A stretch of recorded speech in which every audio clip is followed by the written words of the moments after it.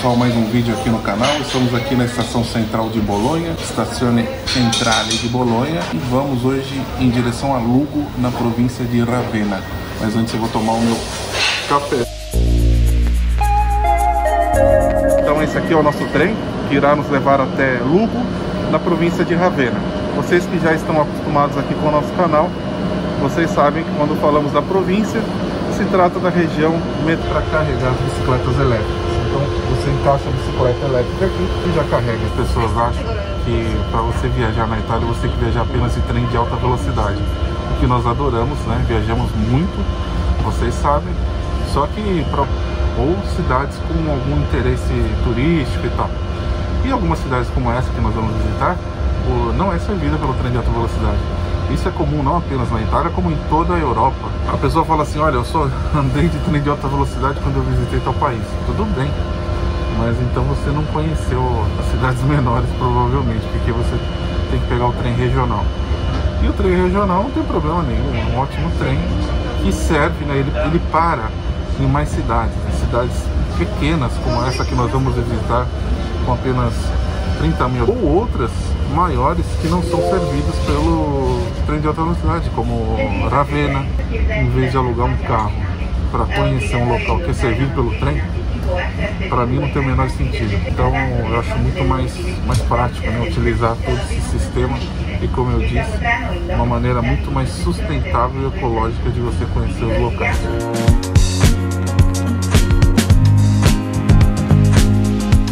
Olha só, pessoal, acabamos de chegar aqui na Stazione de Lugo, na estação ferroviária de Lugo.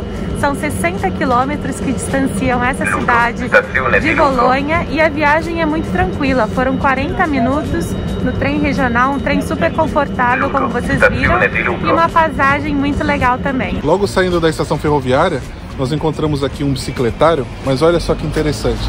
Tem as bicicletas aqui, inclusive algumas do Comune, né, para você pegar mediante cadastro, e tem também essa estrutura bem legal para você fazer a manutenção da bicicleta. Então tem algumas ferramentas. Nós mostramos aí no trem a possibilidade de carregar as bicicletas elétricas ou mesmo o transporte das bicicletas normais. Sai do trem já de Lugo, é a nossa primeira visita com vocês, então vamos lá. Impressionados com o passeio público, tudo muito organizado. Vemos também aqui pela avenida alguns edifícios ligados à educação, né, colégios e tal.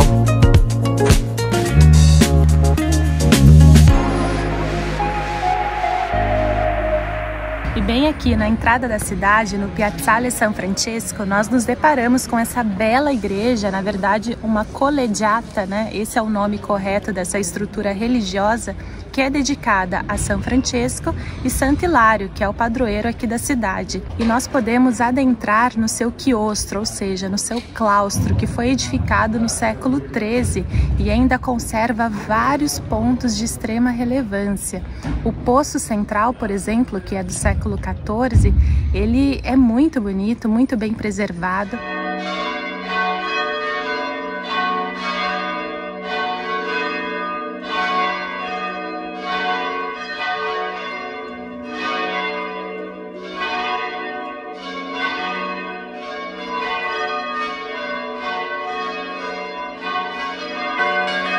E ali a gente pode sentir bem toda a alma, né, toda a ânima aqui dessa cidade. E um detalhe interessante é que esse é um dos pontos mais antigos aqui de Lugo. Tem um outro também que é a cara da cidade e nós vamos mostrar para vocês.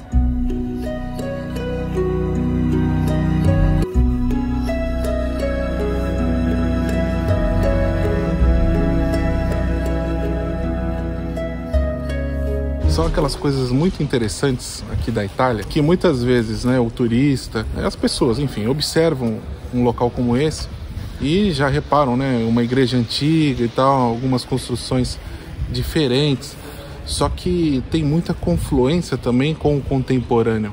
Por exemplo, essa praça aqui, que vocês estão visualizando, ela é toda reestruturada. Eu não digo isso porque eu moro aqui nesse local, porque Eu gosto de observar todas essas situações urbanísticas e a gente observa, né, claramente que esse local foi reestruturado, eu digo, há poucos anos na nossa contemporaneidade, alguns esquemas assim que facilitam, né, ações de vários tempos arquitetônicos, e nós sempre abordamos essa questão arquitetônica, urbanística em nosso canal.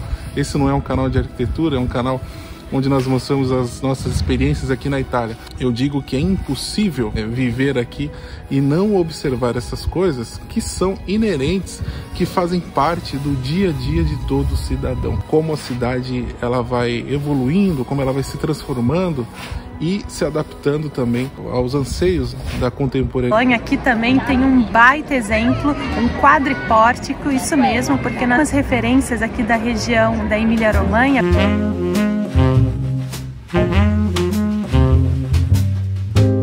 E essa estrutura é bem interessante, entrar aqui nesse local, os mercados, os afazeres comerciais, a troca, a venda também de seda, que era muito forte na época, e assim foi feito, foi edificado esse local, esse imenso quadrado que tem praticamente 1 hectare, e ele é todo porticado.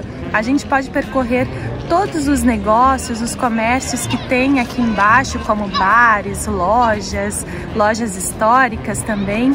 E vamos percorrendo tudo isso e tendo vários frames aqui desse local, que é muito interessante. As cortinas vermelhas e são muito bem preservadas aqui, além de todo esse espaço aqui ao aberto, onde as crianças podem brincar, a gente pode pegar um solzinho agora no inverno e é super gostoso. O local também é dedicado a 2 Giuseppe muito importantes, que são Giuseppe Mazzini e Giuseppe Garibaldi. Então, muito interessante, uma cidade como essa, com cerca de 30 mil habitantes, conta com um local grande como esse. É aquele negócio clássico, vou alugar um carro e passar em 5 cidades em um dia e dar um basta ali, conheci. Não é bem assim, pessoal, porque essas cidades menores possuem vários pontos de interesse e se você quiser se aprofundar um pouquinho mais, vale a pena gastar umas horinhas, porque à medida do tempo que nós estamos aqui sem pressa, né, isso é importante. Lógico que a gente pode voltar a qualquer momento aqui. Então, mas é uma coisa nossa, independente do local que nós visitamos, do país, visitar os locais sem pressa, porque é melhor você absorver um local do que você não ter memória nenhuma de local nenhum.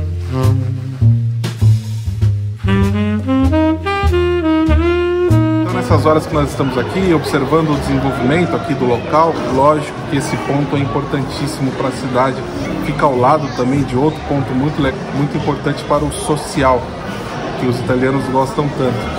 Então, como a Elisa disse, tem um aspecto histórico aqui que data já de períodos do Renascimento, um local muito importante para o comércio. Eu já vi restaurantes, já vi bares, já vi negócios relacionados à moda, artesanato, enfim, tem muita coisa e um espaço realmente, eu estou impressionado, o espaço realmente é muito grande. Que é o segundo domingo do mês, ocorre um mercado aqui de antiguidades, né, um antiquário, e nós caímos bem nesse domingo. Então tem muito produto legal aqui, móveis, objetos. Eu vi até uma fresca, um pedaço de parede recortada, coisas que você só vai encontrar na Itália realmente.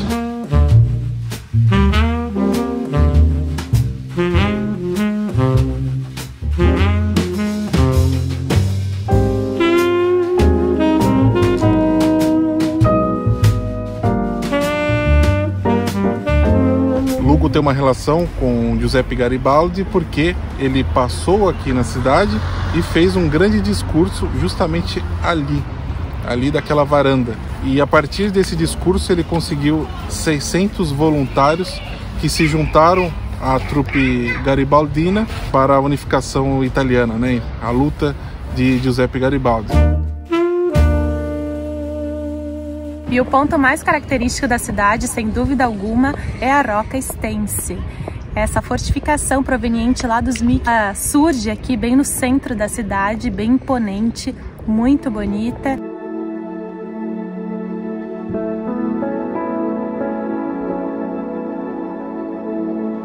E nós conseguimos percorrer todo o seu perímetro. É um local de extrema importância para a cidade e também conserva algumas curiosidades. Hoje ela é muito bem utilizada pela prefeitura.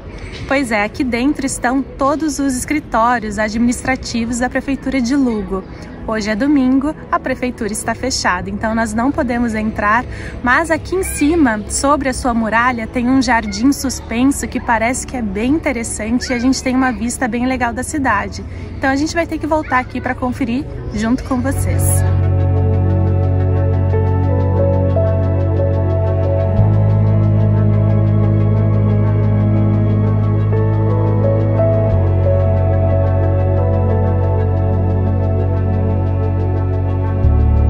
Talvez um detalhe que vocês tenham notado aqui nessa grande muralha são essas plantas que vão nascendo naturalmente aqui. E essas plantas são plantas de alcaparras. Isso mesmo, pessoal. Agora nós estamos no inverno, não é a época correta, né, de colheita, mas todas essas plantas que nascem naturalmente aqui nessa muralha são plantas de alcaparras que dão flores muito bonitas e também dão frutos que são muito utilizados aqui pela prefeitura da cidade. Alguém viu aí um modelo de negócio nos anos 1800 e eles decidiram comercializar essas alcaparras que nasciam espontaneamente aqui. Estou falando da prefeitura, a própria prefeitura aqui de Lugo. E aí eles recolhiam, colocavam lá um conserva, essa coisa toda, todo o processo, né, para a comercialização da alcaparra, aquela que você coloca ali no peixe, né, muito interessante. Ela é meio salgadinha.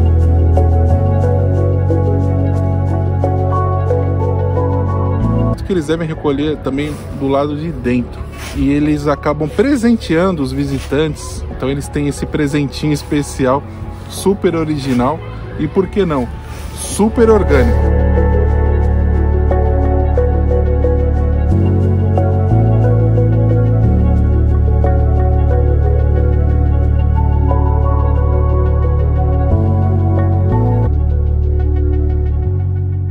Já que estamos na Romanha, a gente não podia deixar escapar uma piadina, né, pessoal? Feita na hora, ela está assim super perfumada, deliciosa, com queijo derretido, creme de tartufo, fungo, exatamente, um pouco de salada. Que delícia, né? A gente está aqui no solzinho, tudo feito na hora, muito gostoso e apreciando toda a beleza dessa cidade. Pessoal, a piadina, eles têm várias sugestões ali, né, no cardápio, mas você pode montar do jeito que você quiser. E tem algumas diferenças. Aqui nós estamos na província de Ravenna e a piadina de Ravenna, ela é um pouco mais grossa. A de Rimini, ela é um pouco mais fina e mais crocante. Eu gosto de todas, pessoal. Então cada hora eu acho que encaixa uma legal. Eu considero, vocês sabem, a piadina uma entidade italiana, uma entidade gastronômica italiana, que não é muito falada, né? Mas isso aqui, pessoal, tudo fresco, tudo assim, ela não pesa. Essa escultura em grande dimensão, são praticamente 6 metros entre a parte de bronze e a parte de mármore. Essa é uma homenagem muito importante para um personagem aqui da cidade, Francesco Baracca. Ele foi um piloto que lutou na Primeira Guerra Mundial, aqui para os italianos chamado de Grande Guerra, e ele faleceu na província de Treviso. Então essa escultura e um museu também aqui na cidade guarda sua memória, inclusive uma réplica do avião que ele costumava fazer as suas operações. Então a cidade guarda aí esse detalhe também com a Primeira Guerra Mundial.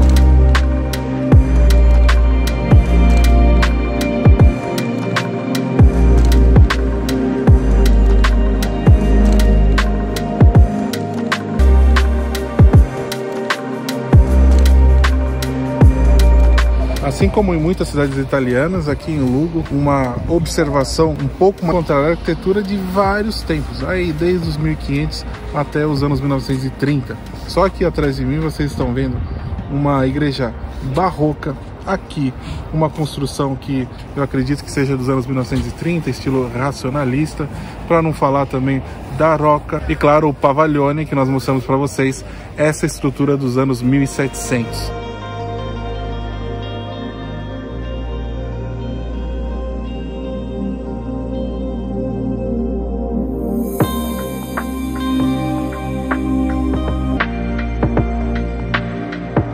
Como sempre, nós saímos um pouco ali do centro, como eu disse, primeira visita aqui na cidade. Se nota, mais uma vez, né, a organização aqui na cidade, tudo meio quadradinho e tal. Então, isso me lembrou quando nós parece a tal da Centuriazione Romana, ou em português a centurização, é isso, Elisa? Centuriação. Centuriação, sempre confundo essa tradução em português.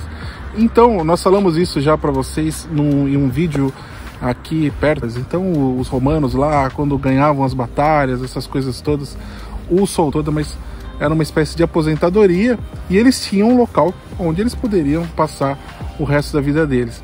Mas esse local era todo delimitado, todo organizado, isso é Azione, e é muito interessante, e aqui é uma delas. Isso sem considerar que antes dos romanos haviam os celtas aqui. Mas vamos pular um pouco a história, senão a gente fica muito tempo aqui contando para vocês. Mas o fato, pessoal, um fato bem curioso que aconteceu entre o século V e o século VIII é que aconteceu tipo uma era glacial aqui, uma mudança climática super forte, deixou essa área super gelada. E o que aconteceu? As pessoas foram embora de toda essa área. E aí esse fato, né, fez com que a área ficasse abandonada, ninguém mais habitasse aqui, e isso gerou uma mudança total. Então imaginem, 3 séculos sem uma população aqui. Então toda essa centuriação, ou centuriazione romana, foi se perdendo, porque vejam só, Lugo se localiza em uma área geográfica muito úmida. Então imaginem, 3 séculos sem ninguém habitando aqui, as coisas foram se perdendo, toda essa centuriação foi se perdendo, a natureza tomou conta.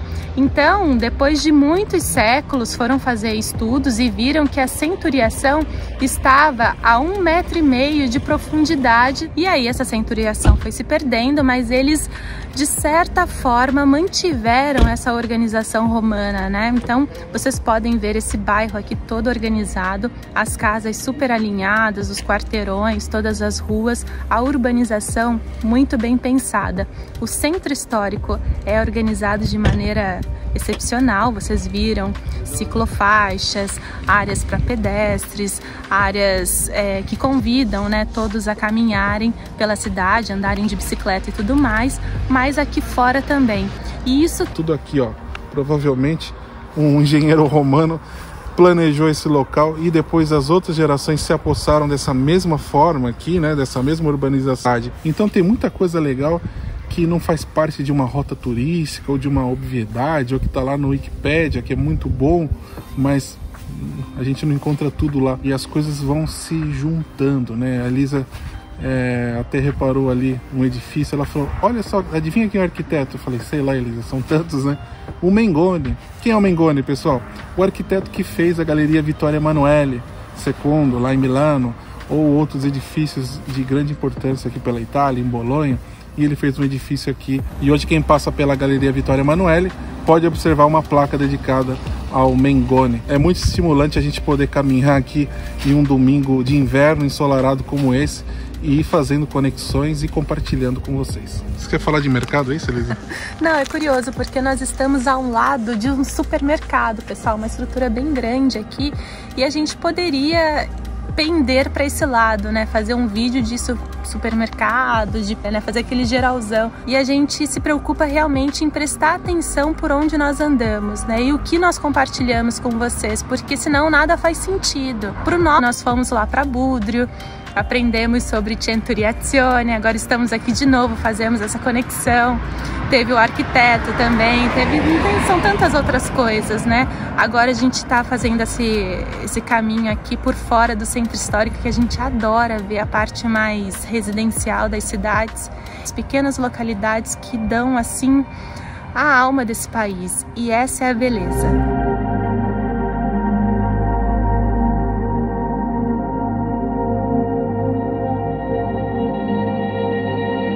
Apenas aqui em Lugo, mas em várias outras cidades, que eles querem recuperar algumas espécies, né, que estavam desfavorecidas do 1950 para cá. Lembrando que na Segunda Guerra Mundial os bombardeios, né, não apenas isso, né, com o passar do tempo, muita coisa acabou se perdendo. E agora a ideia é recuperar. Então esse parque tem essa função e a gente percebe que eles estão cuidando de todos os espaços aqui com a devida atenção, exatamente para permitir essa reintrodução de espécies vegetais e animais. Eu imagino que durante a primavera, o verão, esse seja um parque com bastante sombra, né? Um ambiente muito interessante.